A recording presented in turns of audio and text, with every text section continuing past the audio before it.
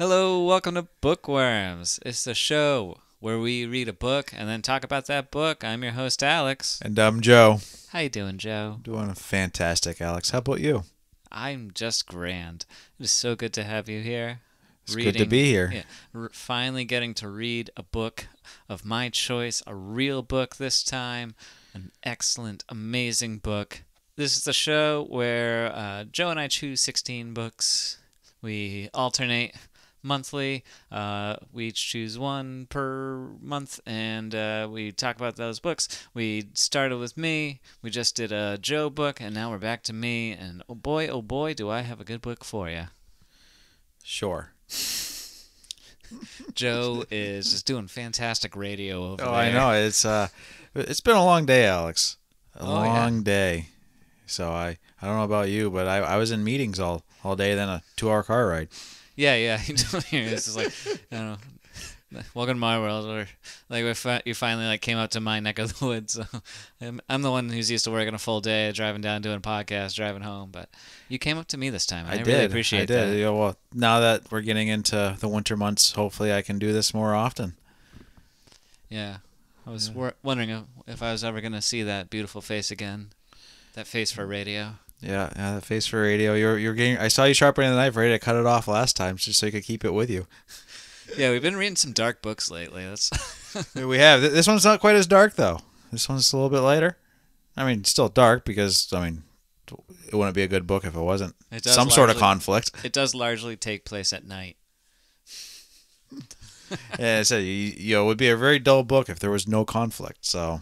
Yeah. There's a very famous story. It's once upon a time there was a young man, and he lived happily ever after. The end. So anyways, let's tell him what the book is, Alex. Enough gilding the lily. All right. So this book is a example of early American fantasy. It is The Face in the Frost by John Bellairs. You want to give us a little background, Alex? Yes. You're having some issues here. Now who's struggling with radio talk? Yeah, so John Bellairs, reading this book, I was trying to do, I was going to do some research after the fact, but I was reading it, I'm like, oh, this is a great example of, British, mid-60s era literature. And cause all the characters are British, the setting is very Britain-esque, and just the humor itself is very dry and witty. Lots of kind of wordplay or just silly situations, getting hung up on minor squibbles, things that you might attribute to British style humor. But nope, this dude's from Chicago. Yeah, that caught me off guard. Yeah, but John Bellairs, this is probably his most famous work. He also has another book. It's called The House with the Clocks in Its Walls. I was reading. It sounded like he did a lot of children's literature. Yeah, it was very heavy on the middle grade era fiction. This book's I think targeted towards an older audience, but it could still be very much attributed to a YA almost. In the way it reads. I mean the character, it wouldn't be YA because the characters are ancient. That's and basically that's what YA means is the main character is going to be 14 to 19. Yeah, and these guys are geriatric, very very old.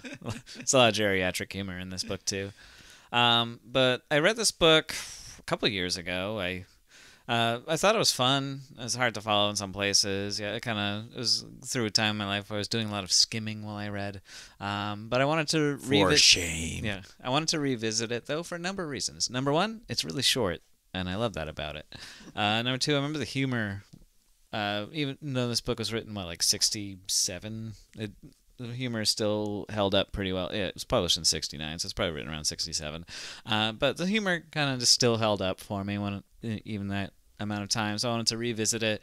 And I remember the book also had some really cool horror elements. I know this episode's coming out beginning of November, so we just missed spooky season.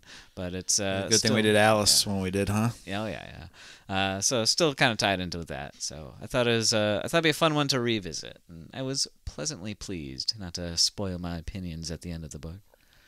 So I told you why you picked it, and why don't you read the back now? The Face in the Frost is a fantasy classic defying categorization, with its richly imaginative story of two separate kingdoms of wizards stymied by a power that is beyond their control. A tall, skinny misfit of a wizard named Prospero lives in the Southern Kingdom, a patchwork of feuding duchies and small manors, all loosely loyal to one figurehead king. Both Prospero and an improbable adventurer named Roger Bacon look in mirrors to see different times and places, which greatly affects their personalities and mannerisms and leads them into a myriad of situations that are sometimes frightening and often hilarious. Hailed by critics as an extraordinary work combining the thrills of a horror novel and the inventiveness of fantasy, The Face in the Frost is the debut novel that launched John Bellairs' reputation as one of the most individual voices in young adult fiction. Fantastic. Lots of big words in that one. Yeah. Hey. So, Roger Bacon is a person from real life, and this character is very loosely based off of him. Yes. Very loosely. He was like a monk of some sort. Right? An adventurer, too. Yeah. It was, monk.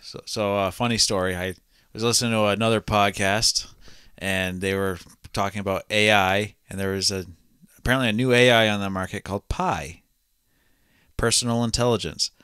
So I said, I haven't really jumped into the chat GPT thing. I'll check this one out, though.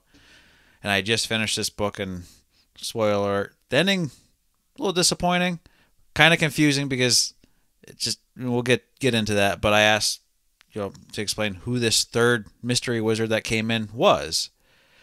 And the Pi came up with an answer of, Roger Bacon did all this stuff, just completely made up the whole ending of the story. I'm like, what?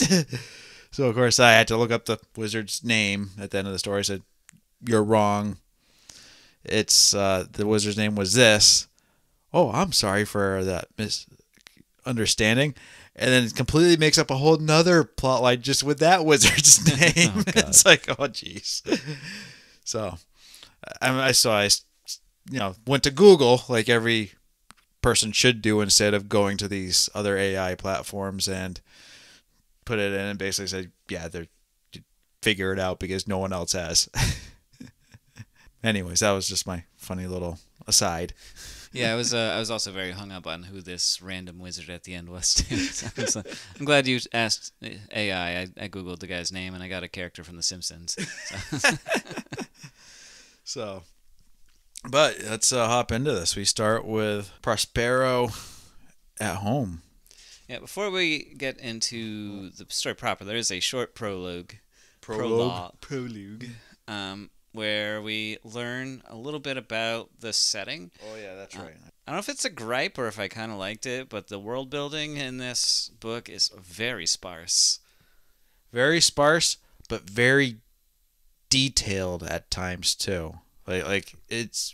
I know a lot of people jokingly make fun of Lord of the Rings with knowing every single kind of tree grown in Middle Earth, having how the gruel taste to the nth degree.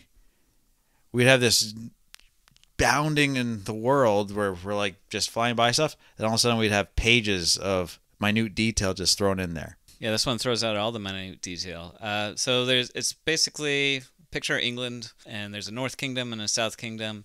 North Kingdom's divided up into 7 different smaller kingdoms that all are united together, and the South Kingdom is described thusly.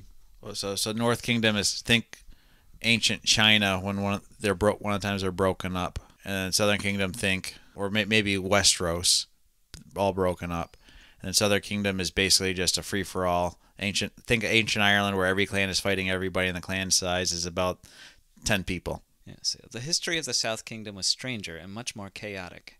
If you looked at a map of the South made in Prospero's time, you would think it was a badly done and rather fussy abstract painting or the palette of a demented artist. You would see blotches within splotches within wavy circles. You would see shapes like ladyfingers, like stars, like dumbbells, and like creeping dry rot. All of this was the fault of Godwin I, Longbeard, the first king of all the South and the last to hold any real power. He divided up the kingdom among his sons, and they did likewise, and so on. Primogeniture was never established, so eventually the South became an indescribable conglomeration of duchies, earldoms, free cities, minor kingdoms, independent bishoprics, and counties. So it's very wildly disorganized, free for all, every man for himself kind of land. And that's where Prospero lives, and that's our setting through the bulk of the novel. Yeah. Yes, it is. So, as I said, I kind of think. And the world is very weird where it's England, but it's not England.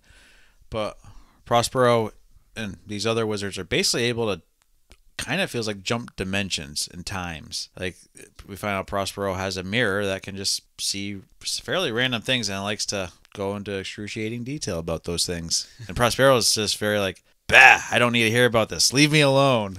Yeah, there's like a funny little scene in chapter 1 where he's just like, he's looking at the mirror and he's catching a baseball game in a different like universe entirely, or a different dimension of reality.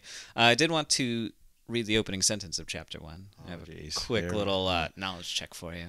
Oh boy. Several centuries or so ago, in a country whose name doesn't matter, there was a tall, skinny, straggly bearded old wizard named Prospero, and not the one you're thinking of either.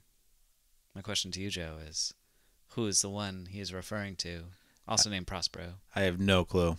No clue at all. No clue. Okay. All right, moving on. So, who was it, Alex? I was just hoping you knew. No, he's referring to the Shakespeare character Prospero from The Tempest.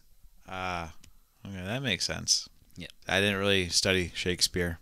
I think the only play I read was half of Romeo and Juliet. Which half, though? I think the beginning half, and I gave up. The inner half? And I've watched Macbeth. All right, fair enough. You know, I always find Shakespeare's plays are way better watched. Reading them is really dry and hard to get through, but watching it can be a lot of fun. The Leonardo DiCaprio version is mint. It's very good. Yeah. You can do so much with Shakespeare. It's so much fun. Anyway, I'm gonna torture you one day and bring in Shakespeare as a book choice. It's gonna be great. Oh, don't worry. I will have something just as torturous for you, Alex. Don't you fret. Will this be like a torture or like revenge story? It'll turn to 372 pages. We'll never get back. Except for only reading classics. The other hates. Or just books the other hate that are just these giant tomes. Yeah, I'm gonna make you read Finnegan's Wake again. No, I will. You'll quit the show. I will quit that day.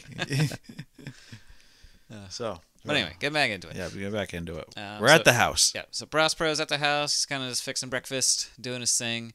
There's some humor. His mirror is a very sarcastic mirror. It's like it's personified, so it's a living creature essentially. And it's very sassy. And there's a weird vibe going on around the house that Prospero is sensing. And he like goes down into his root cellar, and there's like a mysterious cloak that attacks him. Yeah, it's that horror element that we were talking about, where it never really gets to the point like what you would think of Stephen King horror, but it definitely ratchets up tension, gets the plot moving, and it breaks up the comedy where the comedy breaks up the horror to keep it from the other one getting stale. Yeah, picture like Army of Darkness, where it's kind of just like funny and ridiculous. Even the scary stuff is kind of funny and ridiculous. Yeah. Yeah, so this book's meant to be a good time. That's the vibe I got from it. Not supposed to be like terribly scary.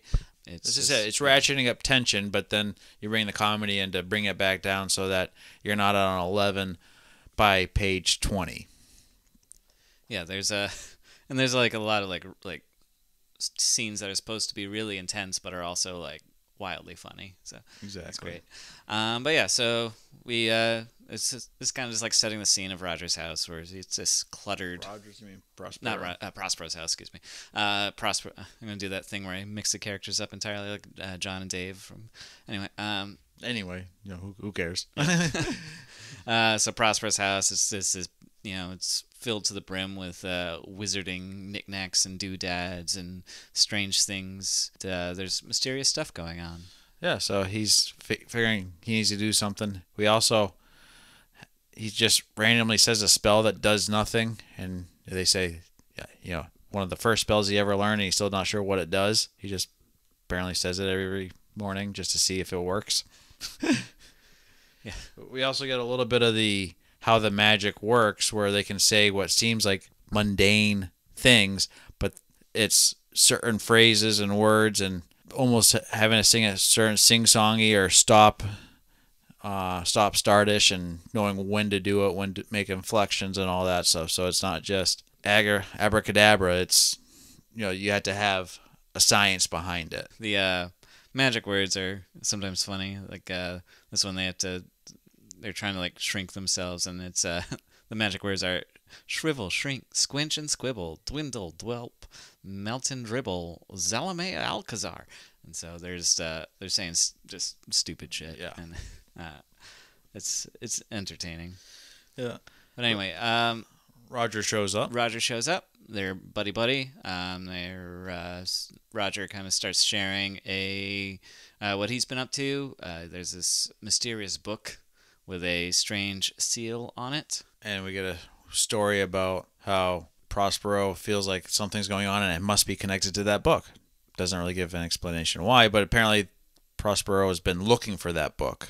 Yeah, they read like a diary entry from another man who had read from the book and went mad for it. Yeah, went mad, and it's apparently very hard to read. It's, words aren't just readable. They're kind of shifting, and you have to focus, and it's a spell book, we find out, with some weird, terrible power. And the book is lost because the monk basically went mad, and the abbot said, get rid of that damn book. And the monk eventually said, okay. Now they're like, we have to find that book because the book is somehow related to these weird things happening.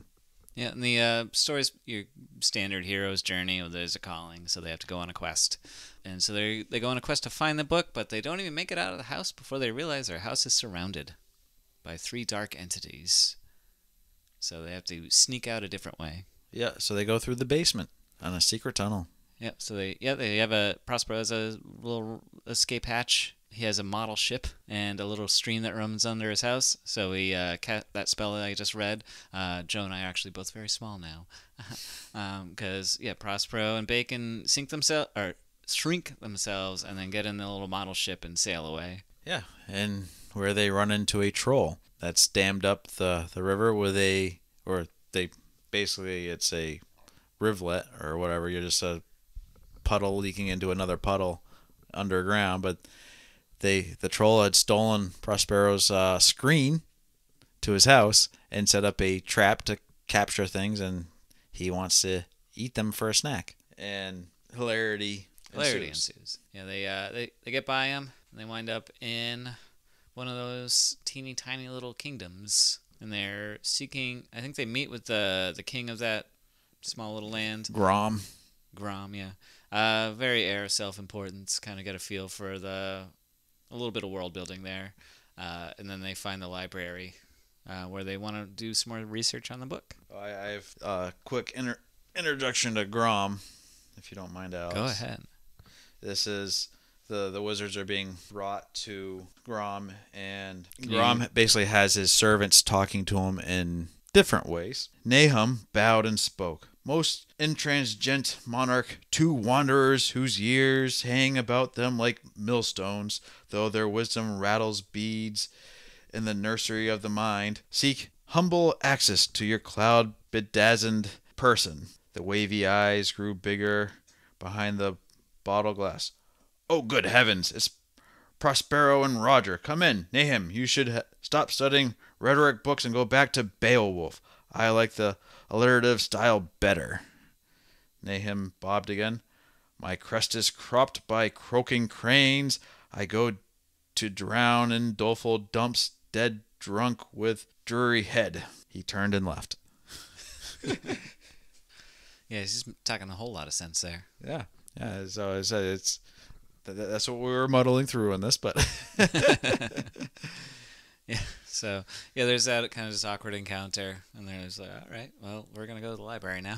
Yeah. So it's just basically a way to get to the library to find more information. Where Prospero goes in, Roger stays behind, and just more.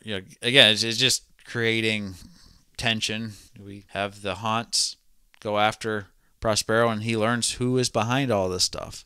We also learn D&D rules. Don't split the party. Yep. Don't roll low. Yeah, because so Prospero's doing his research. He finds a book that has the seal in it, and he recognizes the seal as belonging to a wizard who's supposedly been dead for 50 years, named Malachus, who is a old, I guess, arch rival or frenemy of Prospero. More frenemy. Yeah, then he believes Roger is coming up behind him, and Roger, like the Roger entity's like, we need to go, and then Prospero realizes that it's not Roger he's talking to. He's talking to someone who's somehow stolen Roger's cloak and cane, and which he shouldn't have been able to because a wizard's staff is unattainable by other entities. Yeah, so now he's he claiming that Roger's dead. Yeah. So as a old man who's used to seeing people die, he's like, okay, and just kind of wanders off. Yeah, the thing is unable to do much else other than just say kill him, so they're able to, like, Prospero gets away from it fairly quickly. Yeah, they'd kind of established that Malachus is not strong enough to actually send entities to actually kill them, and is hoping to just scare them to death by old age and heart attack. Yeah, there's a lot of like weird tormenting things that he does to poor Prospero throughout the book.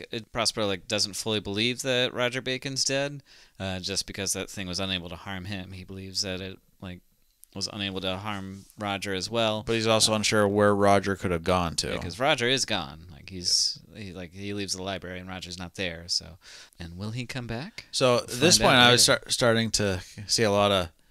Well, I had already kind of seen it, but this was the point where we're getting into Discworld kind of stuff with Rincewind and the Color of Magic, where every time Prospero gets into trouble, what does he do?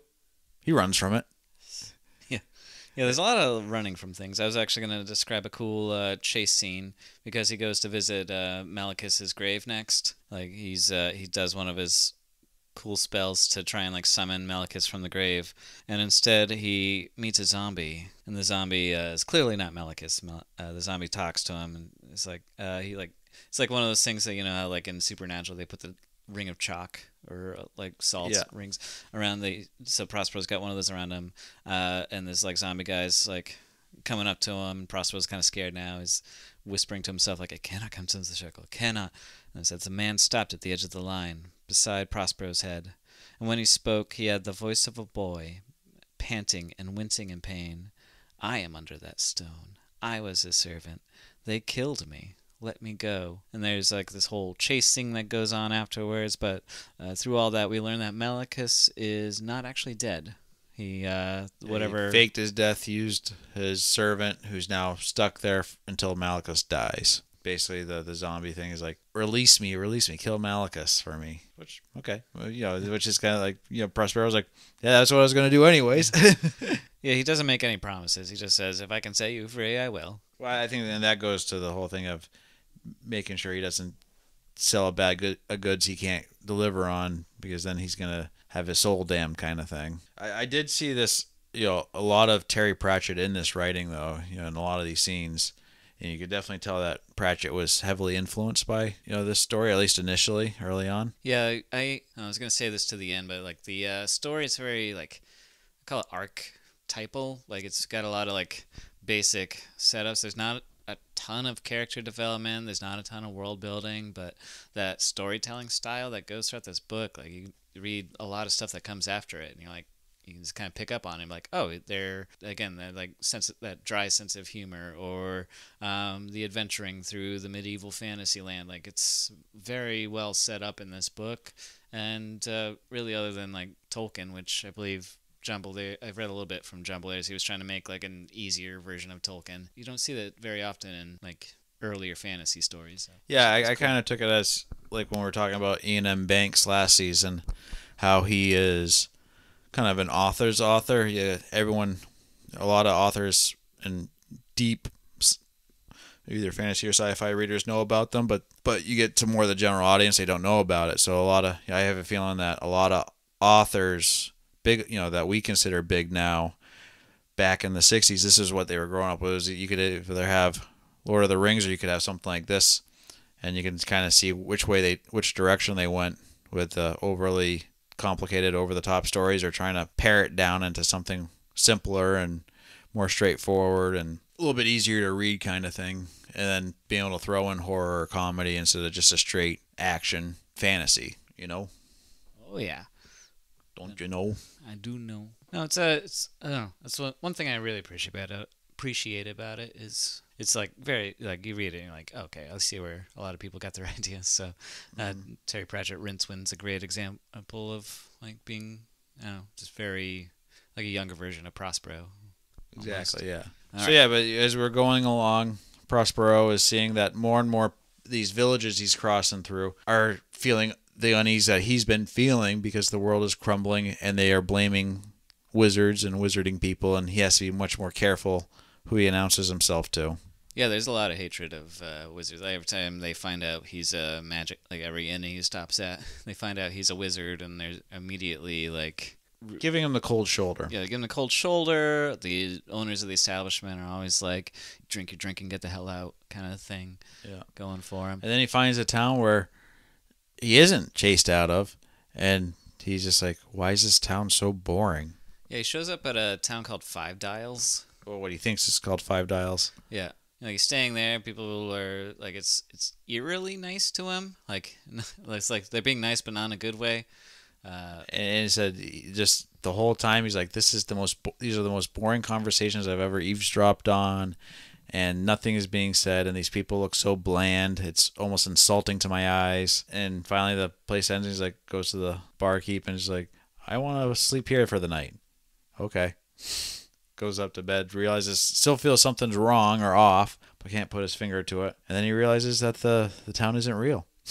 Yeah, he he like runs out of the inn, and then he, like, the whole town's just melting. yeah, he turns around, the whole thing's just melting into the ground, and then it's gone. Yeah, and then he has to go back, retrieve his staff and bag because he had left it behind, and they're just covered in this like ectoplasm stuff. And okay, I guess that was a Malachus trap that was really ineffective.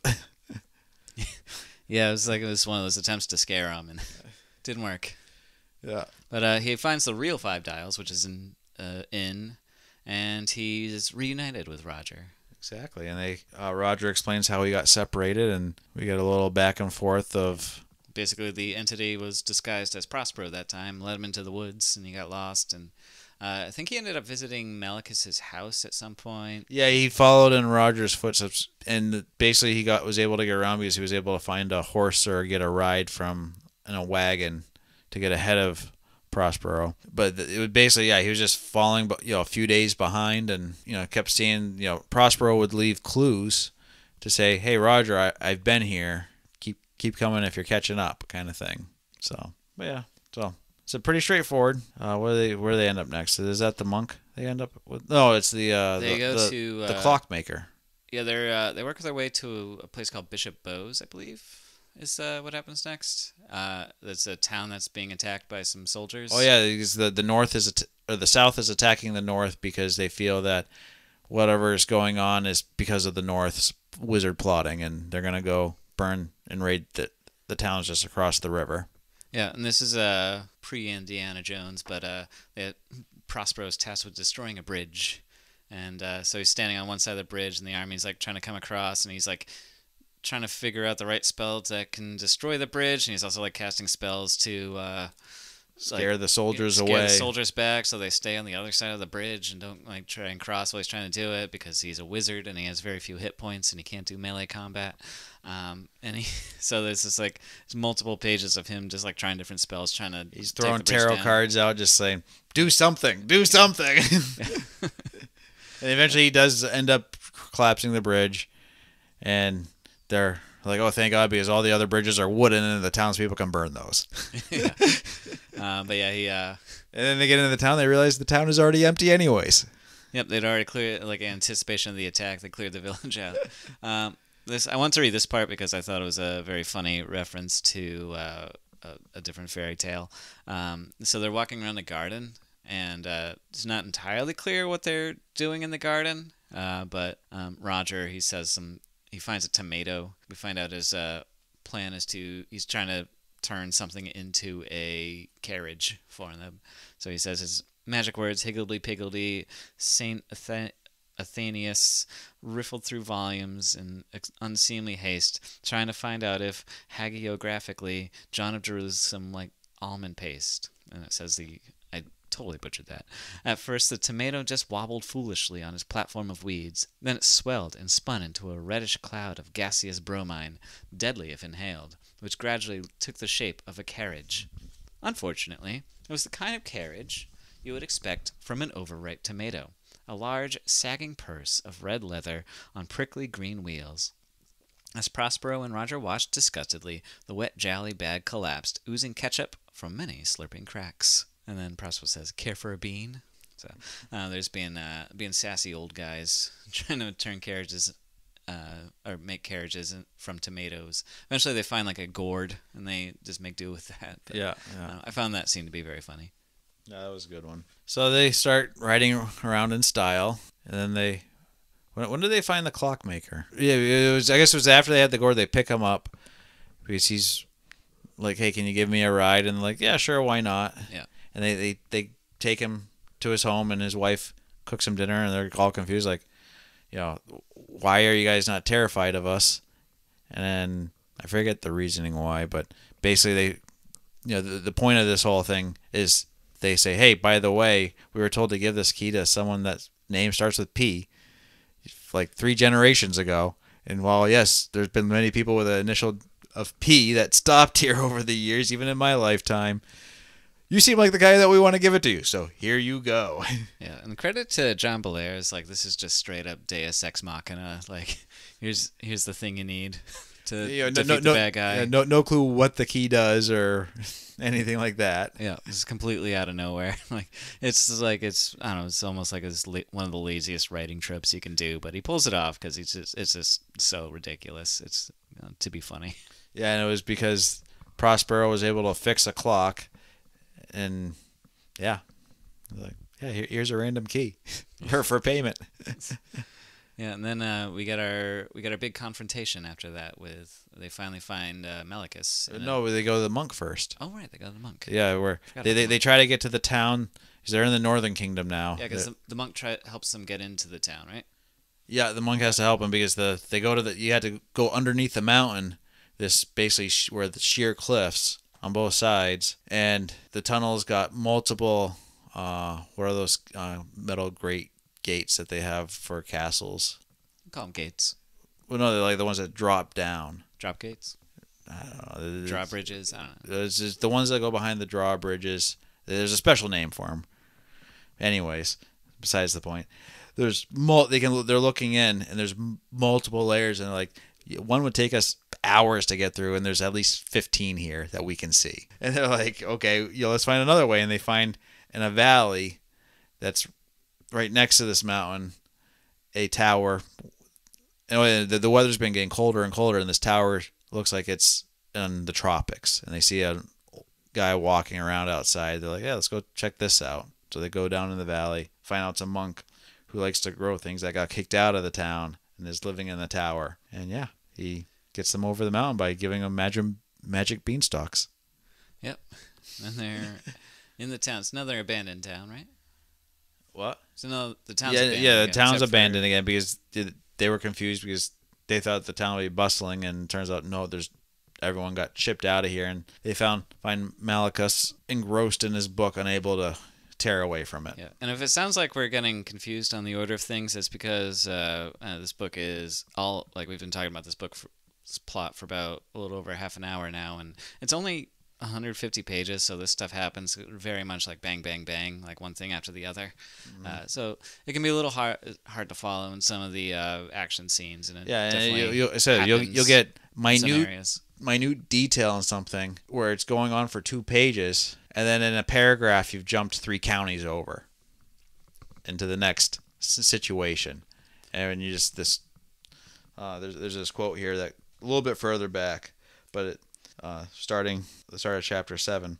On his way again, Prospero crossed ridge after ridge of uninteresting country. A cattle pond here, a clump of Scottish pines there, just enough variation for boredom. So you get a lot of that kind of stuff in between these things. So it's just they traveled who knows how long, days or weeks worth of time in a paragraph. Yeah, and like even from the beginning, like chapter 1, it's like in a kingdom whose name doesn't matter. Like he's trying to be just, I think, intentionally vague, whether it's to frustrate the reader or to be coy.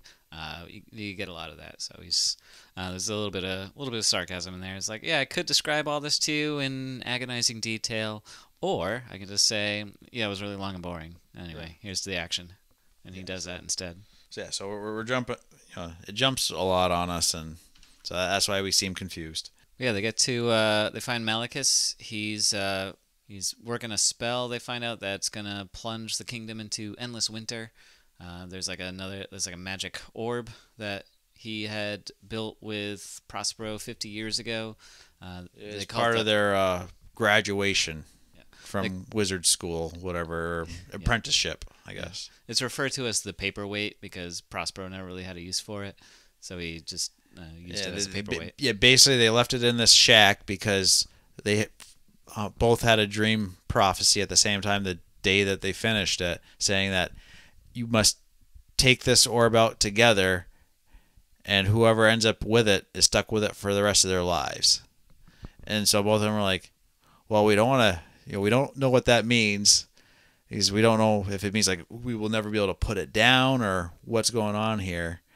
So better to say, we're just going to leave it here and we're going to walk away from it. And basically it was an orb that showed 4 quadrants that creeped them out because it was like a crossroads. And, an empty snow-filled crossroads. And they're like, don't want to go there. And the whole reason why they find out the whole reason why Malachus is trying to kill Prospero is because he thinks the orb has something to do with the book he's reading. And he thinks he needs it there, but he doesn't want to have to deal with the prophecy of Prospero and taking it out together and having to then battle for it. Not realizing that he could just kind of take it if he really wanted it that bad. Yeah, it's like he's like spent 50 years on this plan to ever since he faked his death, he's trying to figure out a way to like do Prospero in and destroy the kingdom. And so he's like finally putting it into play. Yeah, you never get a reason why, which is fairly common back then. It's just, he became an evil wizard. He was always an asshole, and then he became evil. Yeah, very simple storytelling. Like, why is he doing this? Because he's evil. It's, again, very Tolkien-esque. It's like, why are they evil? Because they're orcs. Orcs are evil. And he's an evil wizard. Yeah. And so they try and beat him. We don't get a lot of, like, direct interaction with Malachus, because Malachus finds out they're there and he banishes Prospero, like, almost immediately. Well, what happens is they start battling basically, Malachus is able to send a specter over there, and they start battling, realize they can't win. Roger is getting thrown around like a rag doll. He's been pretty much useless other than the one spell he used to get away from the orc or the troll. He made the carriage. Yeah, that's true. Okay, but he's getting thrown around like a rag doll. Prospero realizes, hey, I need to get out of here. He wants the orb. I'm taking the orb, and runs out and sends himself to a different dimension, and is running. He does like a blind jump almost to a different, just get the hell out of here. Yeah, which he realizes he has landed at the crossroads in the orb. And inside the orb, he meets another wizard. Well, so he has, he's inside the orb, but he also has the orb. But the orb has gone all cloudy and black. So he's like, okay, now what? And he realizes that sense of dread is coming over him, and he looks down the crossroads, down one of the directions, and senses Malachus coming after him. So he runs in the opposite direction, finds another wizard. The wizard's name is M. Milhouse.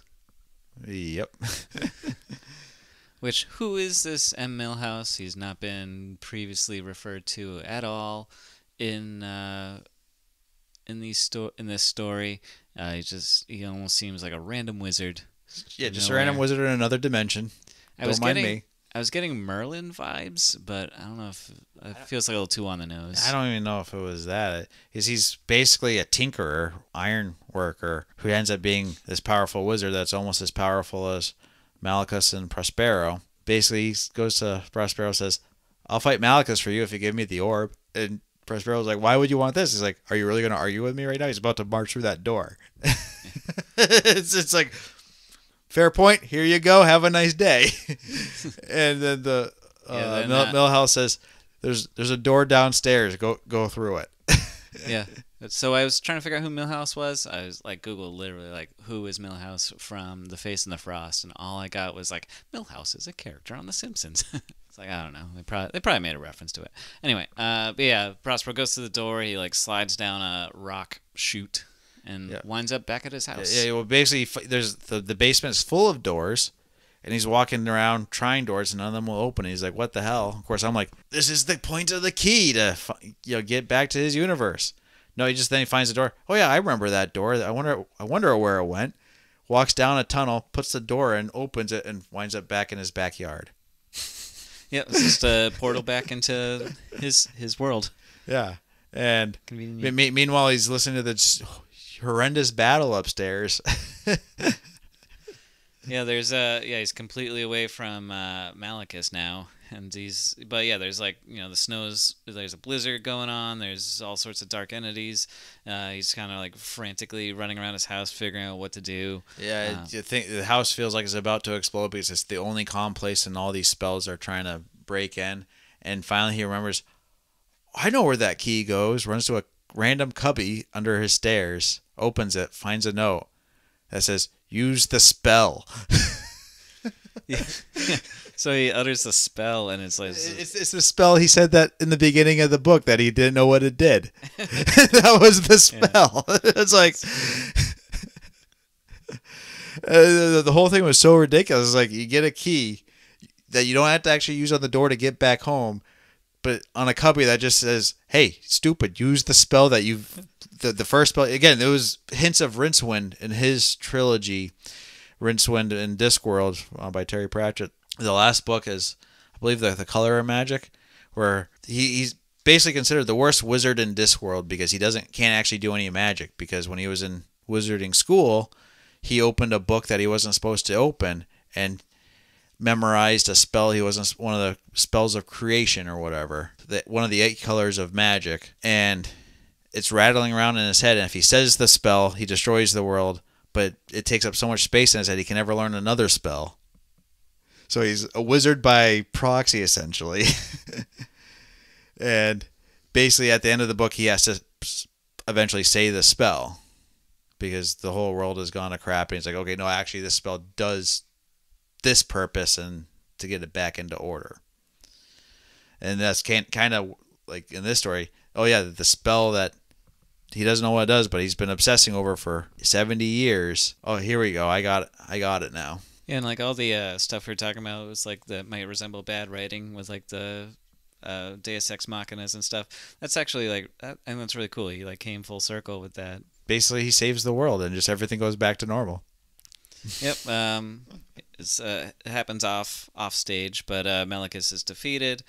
Prospero breaks the spell with his magic words, and there's a big celebration at the end. Wizards are all of a sudden people appreciate them a little bit more. Yeah, and Prospero has a big party at his house with all the like King Grom, and Roger Bacon finds his way back, and a bunch of locals, and then. It's a funny thing where they like set a place at the table for the mirror, so the mirror can be part of the party. Yeah, and they're getting everyone drunk, and then their wizard just randomly shows up and explains to him how he defeated Malachus. Yeah, we got and basically he's like, I was about to lose until something weird happened, and then all of a sudden he lost all of his power, and kind of indicating that that's when Prospero said the spell, and it crashed Malachus's saved up power. Yeah, so yeah, it ends with that little story. Yep. And then that's all. The mirror falls asleep, and it's a good time. Yeah, just your typical house party. Yeah, and that's The Face and the Frost by John Bellairs. Yeah. Final thoughts, Alex? I think, well, I hinted towards some of it. It is like we were kind of like laughing at the jokes and stuff, and I think the humor holds up way better than the horror. I think there are, like I said, it's very archetypal. It's very skeletal as far as fantasy world building goes. There's enough there to get the story across, and that's just about it. He's not going to give you anything extra. The ending is very disappointing because you just meet a random wizard who handles business for you. It's like, I think that was just like a way of like, how do I get him back to his house? Like, I feel like Bellairs was just having that issue, so he came up with that idea. It's like whatever, and then Prospero can still save the day, even though he has to go all the way back to where he started to do it. But it's just disappointing, like you meeting a character that late, and it just kind of solves your problem for you. No explanation of the character at all beforehand. Yeah, so that was disappointing. And like you said, Roger Bacon's essentially useless. I feel like if you took him completely out of the story and just had Prospero do everything, like it would just be the same thing. It's just having that a sense of camaraderie almost for character development, so you care about him a little bit more. What's the movie? Was it Grumpy Old Men? Yeah. I kind of took it as like that, or just it gave Prospero someone to talk to and complain to, and vice versa. Yeah, just like a foil, like a sounding board almost. Yeah. Yeah. Like we said, Roger Bacon did defeat get them past the troll and create the carriage, but that's all stuff that Prospero could have done himself too. Yeah, it was all just setting up for jokes. Yeah, I thought the story was good. I only gave it a 3 out of 5 stars just because it is kind of, I want to say basic, but it's that the first building block that all these other later stories are built off of after deconstructing a masterpiece like Lord of the Rings kind of thing. It says, so let's take it down back to something simple, because otherwise you'll get nothing except Wheel of Time and Game of Thrones and all that stuff, where it's just never-ending stories that are just these tomes that are impossible to get into, where this is like, no, this is, you can, someone that wants to dabble into fantasy and kind of see what that world is about can figure out the building blocks of it. Yeah, this is very, very simple storytelling. It's two characters interacting with just like a rotating or like a conveyor belt of different characters as they go on their quest, and it's difficult to follow. Obviously, we both kind of like hit on different pieces that we might have missed. But yeah, it's just a fun little adventure. It's a sound adventure tale, and it's a lot of fun. Yeah, I had it at 5 stars originally. I bumped it down to 4. It's kind of the same reasons. It's just very straightforward. I don't know, the ending didn't sit well with me, like I keep saying, but overall, very good. I can see why. You can see if you read anything that came after it, you'll probably see a lot of influence this might have had over it if the author has read this book. Okay. So I got my questions for you, Alex. Let's do it. So I was struggling to find questions for this. I always find the questions before I read the story, right? To kind of be on the lookout for that stuff, and while I'm reading it. And this book really has, it's so short anyways and so straightforward. It's hard to kind of make discussion point questions for a book club. But I did find a few things, and some of them we'll go a little on the woke side. But I'll see what you think, Alex. Is the lack of female characters or any diverse characters a problem for this book? So I read quite a few reviews of people very upset that there was no women in the story. Yeah, it's one of those rare stories that features an all-male cast. Like there's like the bar lady or whatever here and there, but as far as named characters go, they're all male.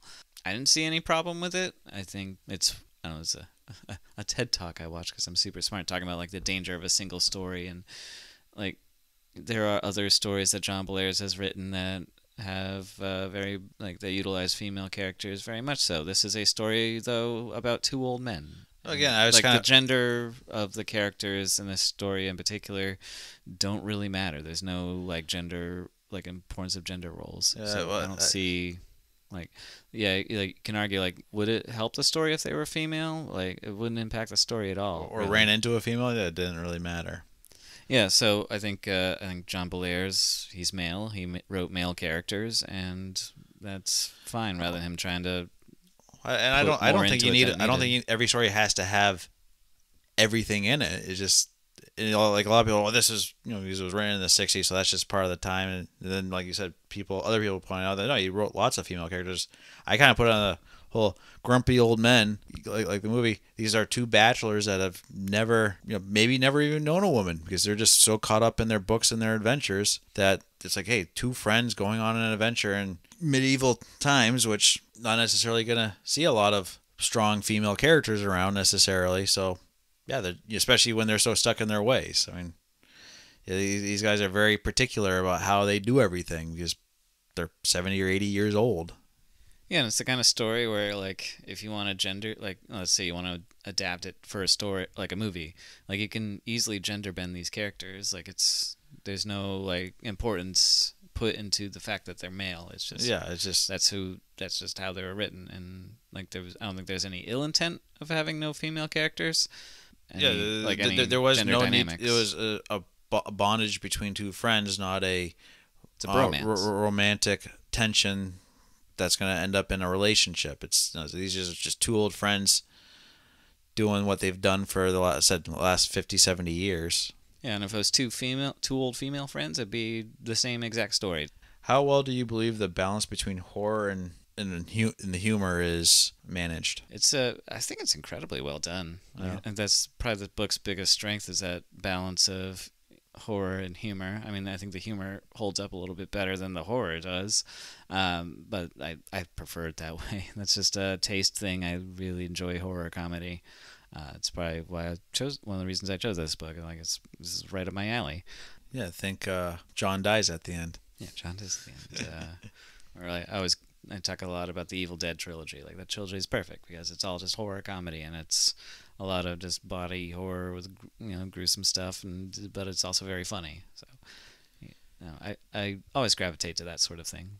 Yeah. How would you rank this story in the fantasy genre? And since it was an earlier pioneer for the more modern fantasies, what legacy does this book leave? I mean, like, even his his contemporary era people, like, there's a lot of like quotes from like Ursula Le Guin about this book and how important it is. I mean, obviously, you talk about like what's the #1 fantasy series. You're always or fantasy novel. You're always gonna say Lord of the Rings. That's gonna be a hard one to top.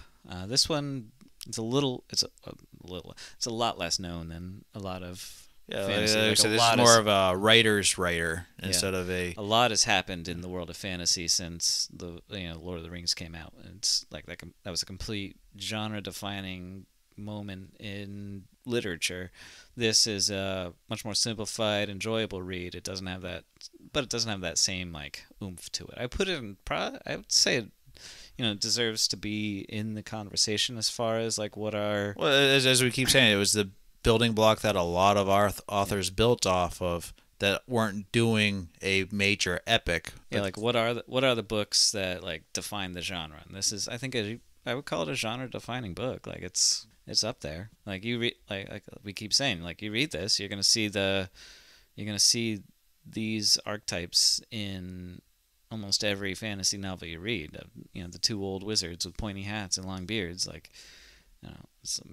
This might not be the first book to have that, but it's definitely one that is entertaining, easily accessible from the casual reader, and will get people reading this style of book. Put in the top 100. Top 100. Top 100, okay. Yeah. This book came out in the shadows of the Tolkien era, and in a time that the fantasy genre was kind of looked down upon as less than most other literature.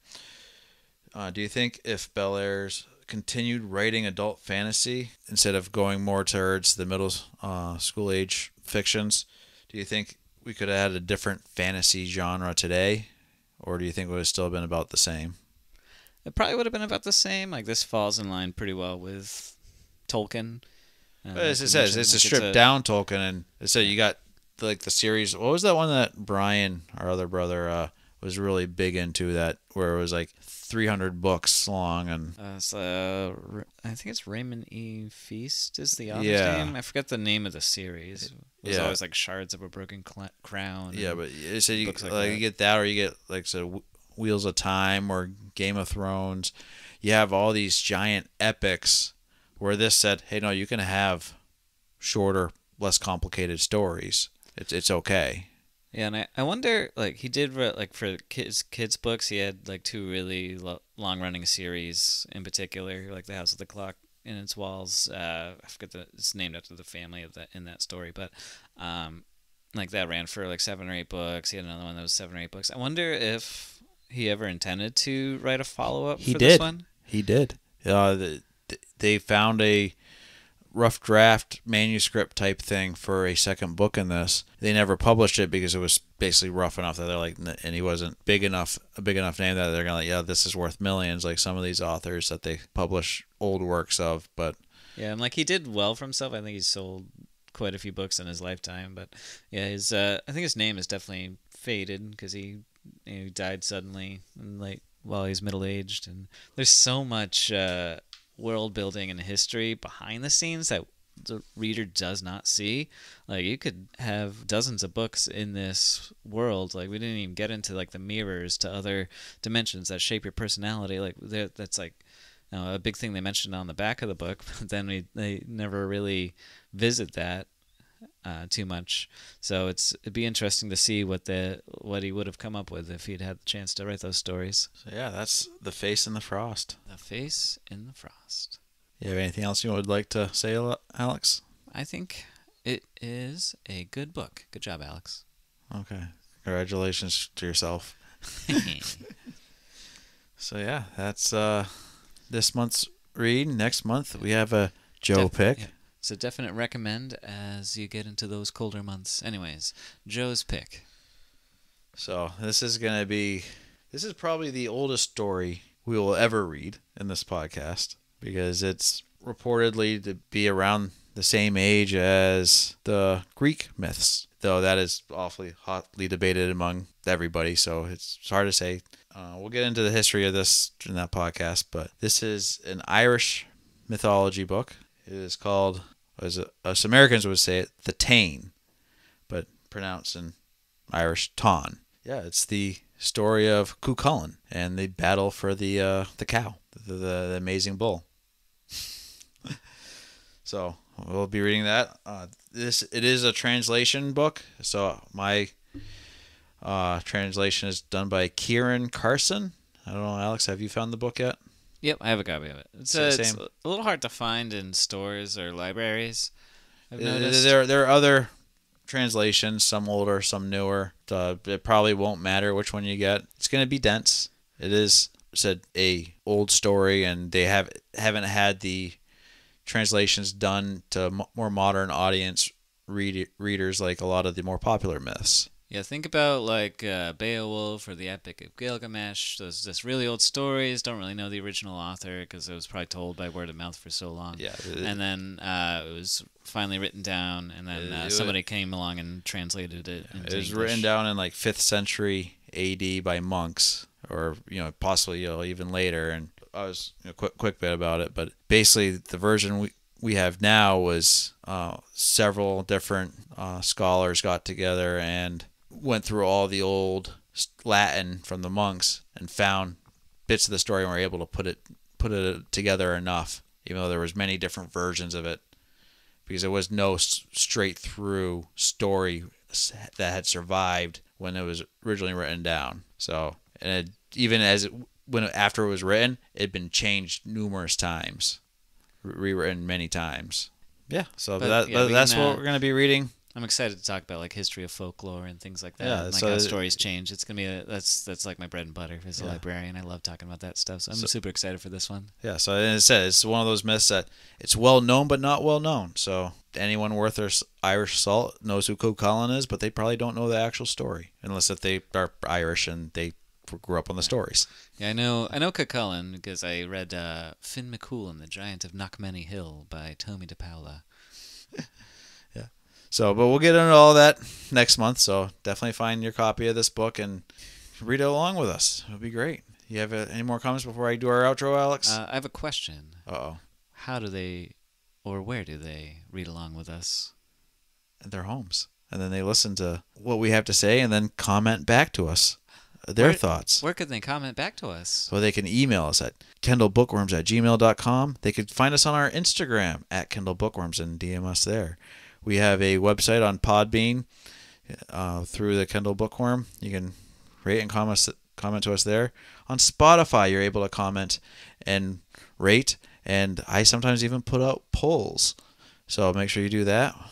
We will have rate and review us on Apple also, because, hey, you guys want to get our names out there. We want our names out there. Maybe the more you guys help us, the better. The best way to get word out about us is word of mouth. So tell all your friends, family, co-workers, frenemies, enemies, nemesis. Your worst enemies. So yeah, Alex has some books out. Yep.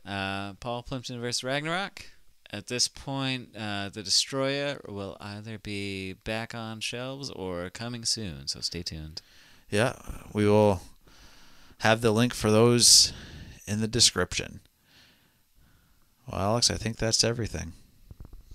You ready to? That's all I got. Ready to bounce from this shindig?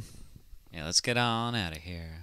So, that was The Face in the Frost. Stay tuned for the Tain. I'm Alex. And I'm Joe. And this has been Bookworms. Oh.